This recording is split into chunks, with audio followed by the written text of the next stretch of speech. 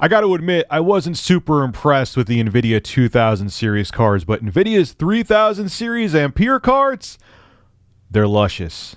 They may have just made next-gen consoles irrelevant.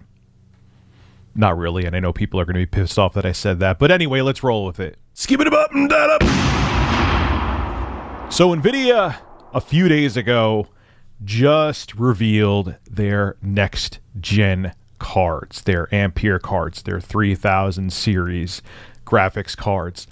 And with the rumors that we heard about the 3090 being anywhere from $1,300 to $1,500, spoiler alert, it actually is $1,500, I was thinking, man, these are going to be pricey cards, and they're not going to be that big of a performance jump from the 2000 series cards. I've always kind of leaned into where there's a next-gen card from Nvidia and AMD that they're fairly disappointing. Well, this time Nvidia didn't disappoint, and yes, the RTX 3090 is going to be $1,500. That's kind of eye-watering.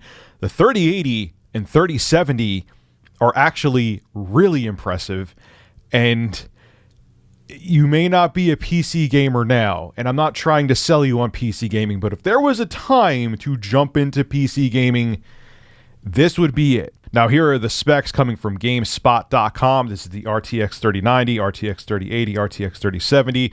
CUDA cores. The 3090 is going to have an insane 10,496 CUDA cores. RTX 3080, 8,704.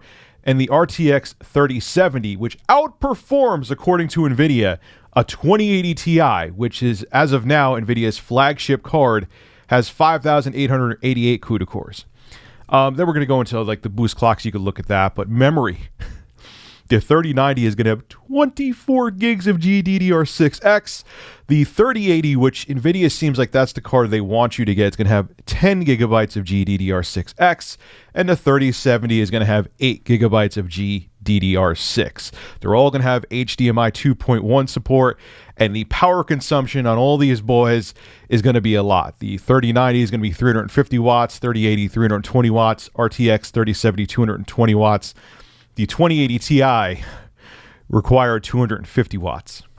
That just shows you how much juice these cards require. And the power supplies, I thought they were going to require higher power supplies than these, but the 3090 and 3080 just require 750 watts, or recommended power supply is 750 watts, and the 50 watts, and the 3070 is 650 watts. That's not bad. That's not insane. Launch dates for these are September 24th, 2020 for the 3090, September 17th, 2020 for the 3080, that's soon, and the 3070 is going to launch in October 2020. And the prices for the 3080 and 3070 are real good. $700. Again, that's a console, a game, and maybe an extra controller, give or take. And the 3070 is going to be $500, which again is a next-gen console. But this is the most aggressive pricing I've seen from Nvidia in a long time for graphics cards, especially with how much of a jump you're getting in performance. And a little side note, all of the cards, I didn't know this at first. It was something I said in the live stream that was a mistake. All of the 3000 series cards from NVIDIA are going to be HDMI 2.1 compatible. So you'll get all the HDMI 2.1 niceties that the next-gen consoles are going to have as well. Now, shout out to Linus Tech Tips. This is his graphic here, but it brings the point home for the difference in between these cards. When you went from Pascal to Turing, and I admit this, I jumped on board with Turing right away, but I'm like, man, the performance gains here aren't that impressive. If you look at the fabrication process between Pascal, Turing, and Ampere, you'll see why going from Pascal to Turing wasn't that big of a deal. The transistors per millimeter for Pascal were 23 million. It only went up 2 million with Turing. So the transistors total from Pascal to Turing wasn't even double. Okay, it was less than double the amount of transistors. When you go from Turing to Ampere, because now NVIDIA is working with Samsung for the fabrication process, now 8 nanometer fabrication process, you're getting over double the total transistors on the RX 3080. Double the transistors, which means a hell of a lot more performance. Just to put things in perspective, the 3070, which is the most entry-level 3000 series card that NVIDIA is releasing as of now, outperforms, that's the $499 card, Okay, the 2080 Ti goes for like $1,200, $1,300 sometimes. Outperforms the 2080 Ti. According to Nvidia, anyway. We still have to see benchmarks, but that's what they're saying. Think about that. That's insane performance gains. They also showed the 3080 running Doom Eternal at Ultra Nightmare settings at 4K, staying above, well above 120, like around 100 and 120 frames per second. And then they showed the 2080 Ti, which couldn't even hit in most cases 100 frames per second while running Doom Eternal.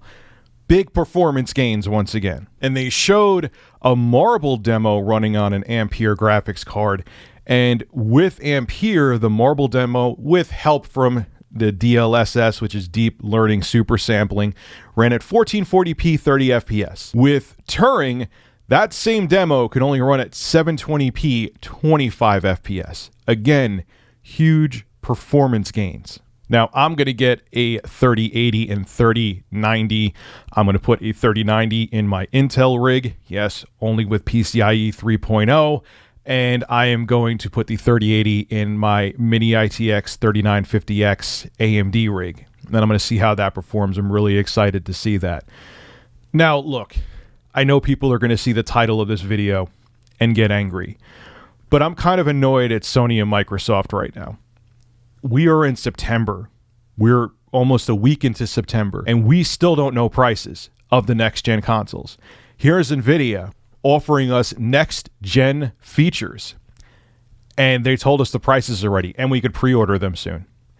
There are people, Sony and Microsoft, I saw them on Twitter, that were saying, even people who weren't PC gamers saying, you know, I've been waiting for these prices. I've been waiting for these prices. I'm tired of waiting. I'm seeing that Nvidia is offering some great value here for PC gaming. I'm just going to upgrade my graphics card, or I'm going to get into PC gaming. I literally know people, I talk to them personally in real life, that are console gamers that are like, man, Nvidia is offering a hell of a deal. Now, there's some people, and this is true, everyone's saying on Twitter, everyone's making it like you could just buy this graphics card and hook it up to your TV from Nvidia. Yeah, you have to build a whole computer around it. That is true. But you could do a hell of a lot more with a computer than you can with a console. And these graphics cards are offering a next-gen experience, more next-gen than next-gen consoles. And Nvidia is pricing these cards aggressively. I'm just saying, think about it. This may be the time to jump into PC gaming. And I'm not paid by Nvidia. I'm not sponsored by Nvidia. They're not even sending me a review unit.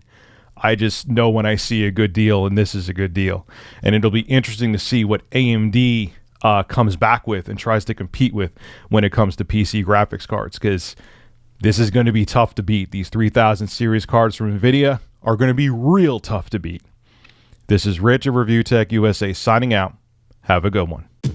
Hey, if you enjoy my content, consider becoming a Review Tech USA member. I'll have a link below in the description. I live stream now on this channel all the time, and it gives you access to cool emoticons to use as well while I live stream. Again, link below in the description. Thank you for your continued support.